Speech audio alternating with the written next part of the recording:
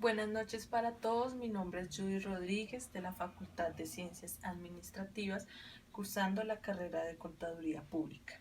Hoy les explicaré un poco sobre los hitos históricos del modelo de desarrollo dominante.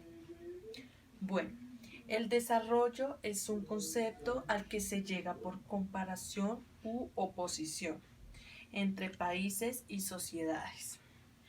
La imagen del otro, es decir, de los pueblos diferentes, de las periferias capitalistas, se ha construido ideológicamente sobre la base de las dicotomías, civilizados o bárbaros, modernos o tradicionales, desarrollados o subdesarrollados, norte, sur, primer mundo o tercer mundo.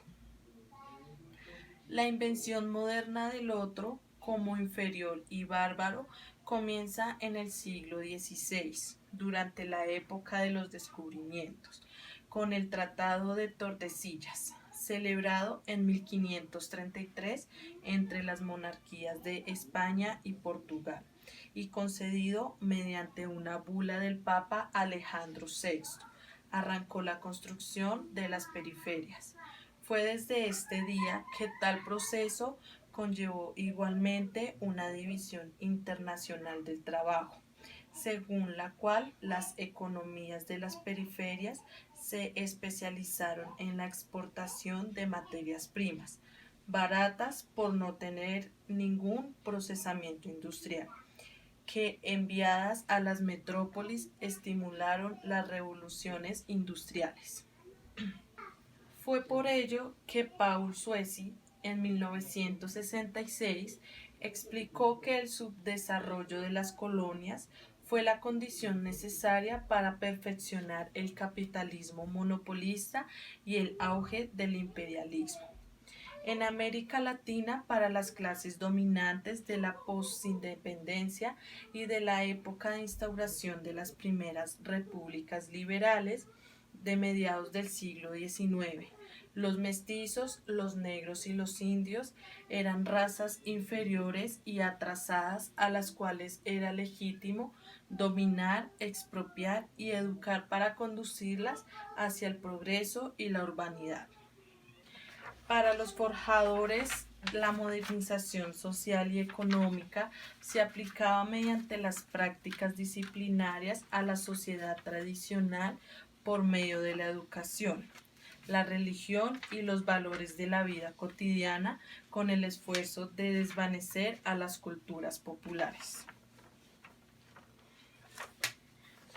El fin de la Primera Guerra Mundial llevó a la celebración de un pacto de equilibrio de poderes entre las potencias vencedoras. Esto fue en 1919, que se conoció como el Tratado de Versalles. Además de ser una formalización jurídica del imperialismo, legitimó el discurso de la dominación sobre la base de una supuesta misión civilizatoria de Occidente sobre los pueblos atrasados y salvajes.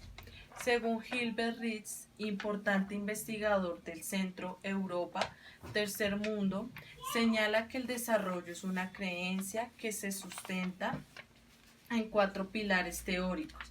Se presenta como un proceso natural caracterizado por la continuidad y la homogeneidad, que tiene un temporal y acumulativo y es irreversible.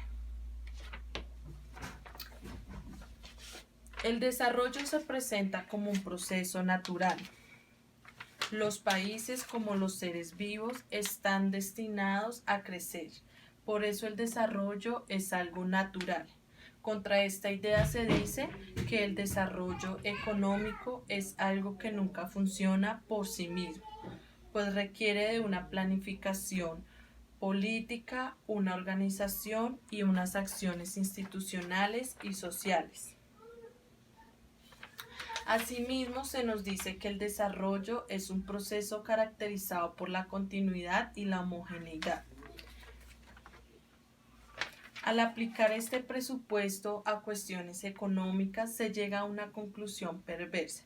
Si el crecimiento económico cambia únicamente el aspecto, no hay alternativa al sentido y al objetivo prefijado por el capitalismo. El desarrollo es una dinámica con carácter temporal y acumulativo. En la política y la economía se habla de países subdesarrollados o en vías de desarrollo, para demostrar que están en el camino para ser países desarrollados, es decir, su situación actual es transitoria y el desarrollo solo es cuestión del tiempo requerido para superar las etapas naturales de crecimiento previstas por la teoría de la modernización. El desarrollo se presenta como un fenómeno irreversible. Pese a los continuos fracasos y graves efectos económicos, sociales y ambientales que enfrentan los países de las periferias, el carácter irreversible, natural y temporal que se asigna al desarrollo neutraliza cualquier otra búsqueda de bienestar por fuera del crecimiento económico. Consagración política del desarrollo. Con el ascenso nazifascista, pronto se desmoronaron los equilibrios de poderes logrados con el Tratado de Versalles. Tras la Segunda Guerra Mundial y las transformaciones operadas en el mundo, la hegemonía europea llegó a su fin y Estados Unidos y la Unión Soviética emergieron como superpotencias al mando de dos grandes bloques socioeconómicos y militares enfrentados. Teoría de la modernización. La exposición de Rousseau mostró el camino que debían seguir los países atrasados o del tercer mundo para alcanzar la modernización. No obstante, señaló que estos países requieren que se los provea de ayuda en forma de capital, tecnología y experiencia en este proceso, pues sin acumulación interna de capital y sin inversiones productivas no pueden crear las condiciones para la innovación económica e institucional.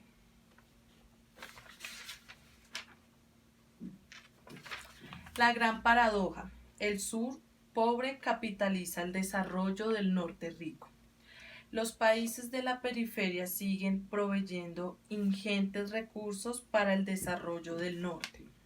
Desde hace 3 décadas, los países pobres son exportadores netos de capitales en la forma de diversos pagos financieros, servicio de la deuda, repatriación de útiles, acumulación de reservas, de divisas en monedas importantes, salidas de capital o retiro de inversionistas extranjeros, etc. Recursos que, en lugar de generar bienestar, en el sur fluyen hacia las economías más poderosas del norte. Esta situación se torna cada vez más paradójica si se tiene presente que la ayuda al desarrollo no ha cumplido con sus metas. En la lectura que estuve haciendo nos presentaban un círculo de la escasez. Iniciaba todo es probable, luego seguía que lo apropiable deja de ser común, que lo privado genera escasez y acumulación y por último que lo apropiable deja de ser común. Francis Fukuyama advierte que las alternativas ideológicas al capitalismo se agotaron. Proclama el advenimiento de un Estado universal, cuyo contenido es la democracia liberal en la esfera política, la cultura del consumo en lo cultural y el libre mercado en la economía.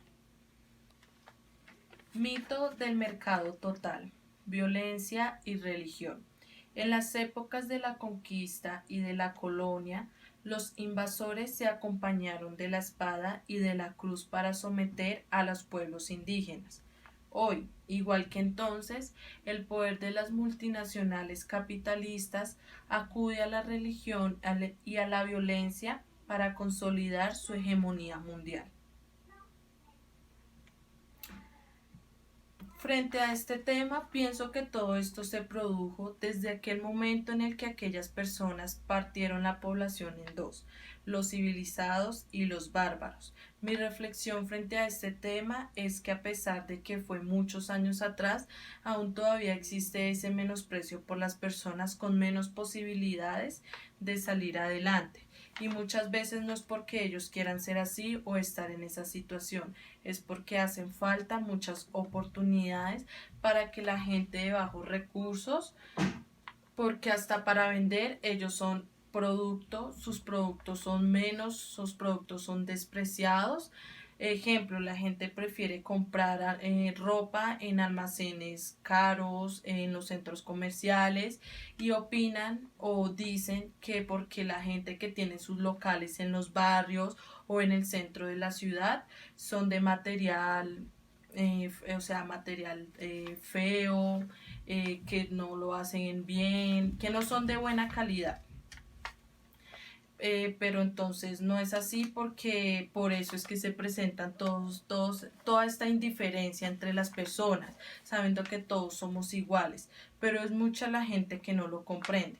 Buscan hasta la violencia para que la gente entienda que no todos somos iguales. Con este capítulo también entiendo cómo los capitalistas buscan que todos los medios sean privados para ellos enriquecer y llegar al mandato para que por medio de la religión y de la violencia puedan consolidar su hegemonía mundial. Muchas gracias.